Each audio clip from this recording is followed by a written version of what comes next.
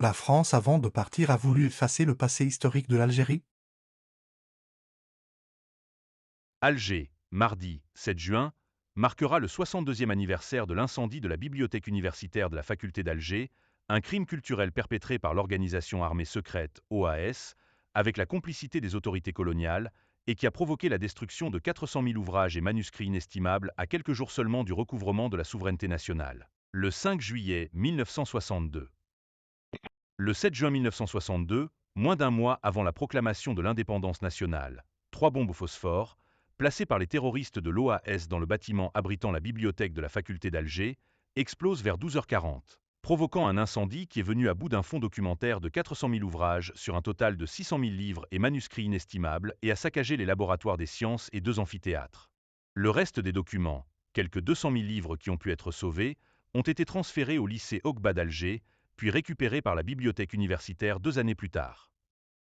Ce crime qui visait la richesse culturelle et scientifique de l'une des plus anciennes et des plus importantes bibliothèques dans le monde arabe et en Afrique s'ajoute à la série de génocides et de crimes contre l'humanité et contre la mémoire algérienne, dans le cadre du plan des enfumades utilisé par l'armée française dans le prolongement de la politique de la terre brûlée, notamment après la victoire de la diplomatie algérienne lors des négociations des accords d'Évian. Un triomphe dont l'armée coloniale s'est vengée en brûlant la bibliothèque, symbole de la mémoire du peuple algérien, quelques jours avant son départ d'Algérie.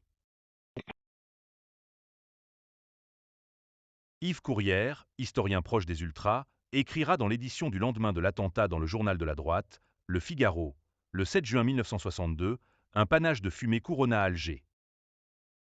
La bibliothèque universitaire venait de sauter. 600 000 livres brûlaient. On n'allait quand même pas leur laisser notre culture et notre science. Un incendie criminel ravage l'université. 3 grenades au phosphore ont explosé dans la bibliothèque ainsi que près de la salle des professeurs, des amphithéâtres de chimie et des sciences et au laboratoire de pathologie. Les auteurs de l'attentat avaient utilisé ensuite des engins incendiaires des bidons d'essence, a écrit le journal Le Monde du 9 juin 1962. De son côté, François rapporte: les bourgeois cossus de la rue Michelet, actuelle d'Idouche Mourad, contemplent l'énorme fumée des flammes qui dévore la bibliothèque universitaire où brûlent 600 000 volumes, 2 amphithéâtres et les laboratoires de la faculté des sciences. Les pompiers ont pu maîtriser l'incendie selon des témoignages qui rapportent qu'ils dirigeaient les lances vers les parties non atteintes par le feu, noyant les livres, car une grande partie des collections que le feu épargna fut détruite par l'eau, même si le prétexte avancé était d'empêcher le feu de se propager. La journée du 7 juin a été décrétée Journée nationale du livre et de la bibliothèque. Le jour même où on a quitté les facs, il y avait presque tous les 10 mètres un musulman abattu de la rue Michelet jusqu'à la rue d'Isly, même à la rue Henri Martin. Ce qui fait heureusement que ce jour-là, il n'y avait aucun étudiant à la fac. Il n'a pas été question, donc par conséquent, pour vous, de passer vos examens de fin d'année. Ah non, il n'en a pas été question et actuellement le problème se pose, comment présenterons-nous nos examens, puisque aucun étudiant n'a pu les présenter. Que ce soit les examens d'ailleurs du premier bac, des examens secondaires et ceux des examens supérieurs. Est-ce que vous pensez que des étudiants algériens se rendront l'année prochaine en France pour suivre des études supérieures? Ah, pour ma part, j'en suis persuadé. J'en suis absolument persuadé.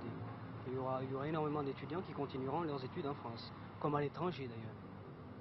Est-ce qu'il y aura une arabisation des études? C'est ce qu'on pense, mais c'est très difficile de l'appliquer d'emblée.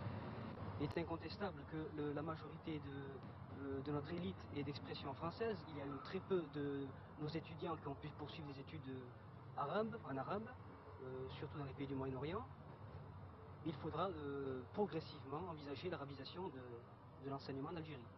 Quel était le pourcentage des étudiants musulmans à la faculté d'Alger par rapport aux étudiants européens? Alors je crois pouvoir avancer avec beaucoup de réserve qu'il y avait 5000 étudiants, 5000 étudiants à la faculté d'Alger et que le nombre des étudiants algériens était de 700.